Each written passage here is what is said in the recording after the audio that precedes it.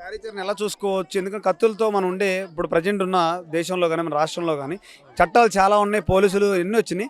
ఎన్నున్నా కూడా ఇంత బరి తెగించి కత్తులతో దాడులు చేయడం మగ వ్యక్తులతో కాకుండా లేడీస్ మీద కూడా చేయడం జరిగింది. వాళ్ళు కూడా సీరియస్ ఉందని చూడొచ్చు. ఒక సర్పంచ్గా మీరేం చెప్తారు గ్రామ పెద్దగా? ఇప్పుడు ఈ సంఘటనని మేము ఖండిస్తున్నాము.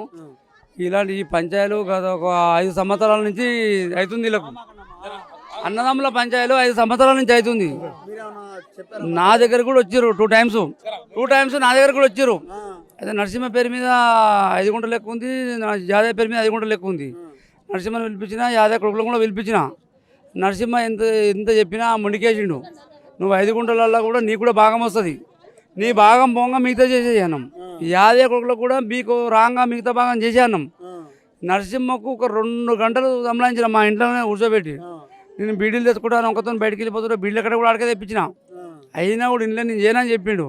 ఆయన వెళ్ళిపోయినాక మళ్ళీ ఇలా ముగ్గురు ఉంటారు కదా, ఇలా ముగ్గురు ఈయనెవరు, యాదయ్య నువ్వు చెయ్యి, నీ పేరు మీద 5 గుంటలు ఉందిగా, నీకు ఎంత వస్తుందో ఉంచుకొని మిగతా చెయ్యి, మీరు ముగ్గురు ఒక పట్టు అయిన తర్వాత ఆయన కూర్చోబెడదాం, పెద్ద మంది సమక్షంలో కూర్చోబెట్టి ఎందుకు చేయడం చూద్దాము.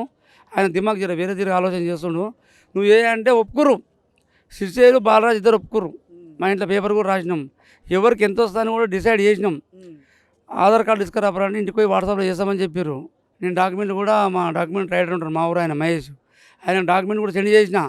డాక్యుమెంట్ కొట్టిపోయమన్నా, చాలా రూపాయలు ఎవరు కడతారని కూడా నిలబెట్టుకురు. చాలా రూపాయలు నేనే కడతానా, తెల్లారి మళ్ళీ మాట మార్చారు. అప్పటి నుంచి మళ్ళీ కోట్ల కోవుడు, పోలీస్ స్టేషన్ కోవుడు, ఇంకా మిగతా పెద్ద మంత్రాలు కూడా 2-3 సార్లు కూసురు. అయినప్పటికీ కూడా వీళ్ళు 5 గుంటల పంచాయతీ 10 గుంటల పంచాయతీ తెంపుకోలేకపోయారు. ఇలా పానాల మీద తెచ్చుకోరు. చనిపోయిన వాళ్ళ మాత్రం న్యాయం జరగాలని నిన్న కూడా మేము మొద్దు దాకా నైట్ 12 గంటల దాకా హాస్పిటల్ పోలీస్ స్టేషన్ చుట్టే ఉన్నా. అయితే చనిపోయిన వాళ్ళకి ఎంబడే రిజిస్ట్రేషన్ చేయాలి. ఈ రకమైన దారుణం ఎవరు సహించరు. ఏది మామూలు కాదు, మా ఊళ్ళో భయంకరమైన వాతావరణం నెలకొన్నది. పిల్లలు భయపడుతున్నారు నైట్ పూట ఇళ్ళల్లో. దీన్ని చాలా చర్య తీసుకోవాలి. ఇంత జరగలేదు ఇంతవరకు. కొట్లాడుకుర్రు, మూకేసుకుర్రు, అదే కొడుకు కాల్ చేయాలి తిరిగిన దాఖలాలు ఉన్నాయి, కానీ ఇంత దారుణంగా ఎప్పుడు కాలే.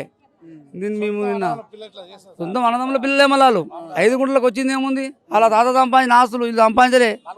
ఈ రోడ్డు మీద కూడా చాలా సూరత్ లేదు వీళ్ళకి. మళ్ళీ దగ్గర 24 ఎకరాలు సంపాదించిండు అలా తాత. దాన్ని అనుభవించే తెలివి లేదు, రీతి లేదు. ఇలా తాన 5-6 గుంటలు పందుకుంటే గుంటన్నర వస్తుంది. ఆ గుంటన్నరకు ఇంత దాకా తీసుకొచ్చారు. పానాలే పోయినాయి. ఇప్పుడు ఉన్నామా కూడా సీరియస్ ఉందాడ, అటుటే ఉంది. దీని మీద పోలీసులు కస్టడీలోనే ఉన్నారు. వాళ్ళు కూడా కొంచెం చిన్న దెబ్బలు తాకితే వాళ్ళు ట్రీట్మెంట్ చేసుకుంటే కస్టడీలోనే ఉంచారు. వెంబడే వాళ్ళని రిమాండ్ చేసేసారు. పోలీసు వాళ్ళు చట్ట ప్రకారం వాళ్ళు చేసేది మేము చేస్తాం, మీకు న్యాయం. చనిపోయిన ఆయనకు పిల్లలు, ఆడపిల్లలు, మాకు కూడా బాధనే. నేను ఖచ్చితంగా న్యాయం చేస్తా. ఇట్లాంటి సంఘటనలు వేరే ఊళ్ళో జరిగినాయి, నేను న్యాయం చేసానని మా ఏసీపీ గారు కూడా చెప్పడం జరిగింది. మీరు ఎలాంటి గొడవలు లేకుండా మీ కార్యక్రమాలు నిమ్మతంగా చేసుకోర్రి. మీరు ఎంబడే మేము వస్తాం, వారం రోజుల తర్వాత ఆ భూమి కూడా యాక్టివేషన్ చేసిస్తాం, కబ్జా చేయిస్తాం. ఫస్టే ఈ సంఘటన ఎక్కడ కార్యక్రమాలు అయిపోయిన తర్వాత ఆ భూమి కూడా మేము కబ్జా చేయిస్తాం. మీరు ఎలాంటి తొందరగా నిర్ణయాలు తీసుకోకరు అని చెప్పేసి చట్ట ప్రకారంగా కాకుండా, నా పరిధిని కాకుండా కూడా ఇంకొక గీత దాడి కూడా నేను వాళ్ళ మీద టైట్ తీసుకుంటా అని ఏసీపీ గారు చెప్పడం జరిగింది.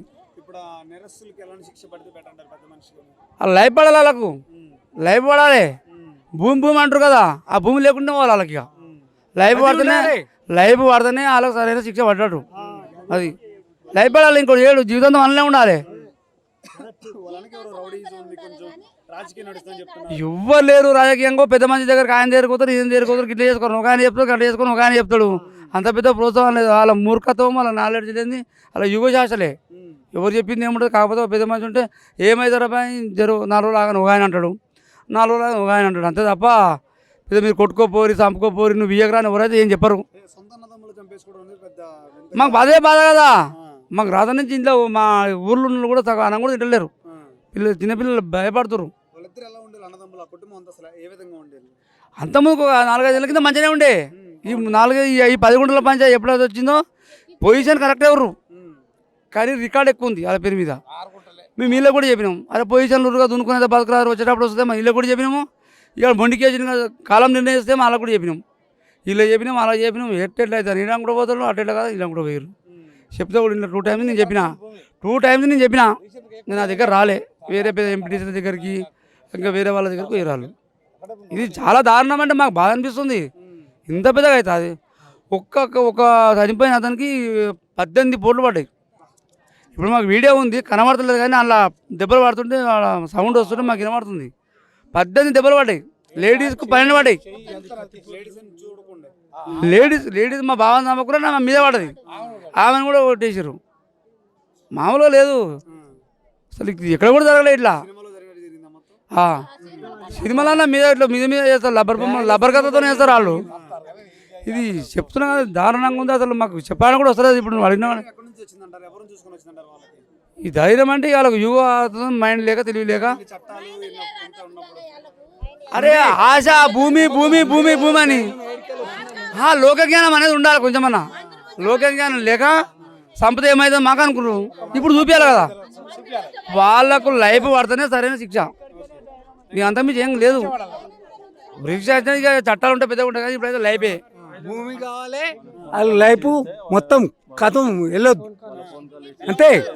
నాలుడైనా నా చెల్లె కొడుకు వాళ్ళ లైఫ్ వెళ్ళొద్దు. వాళ్ళ పిల్లలకి ఏందో చేయాలి.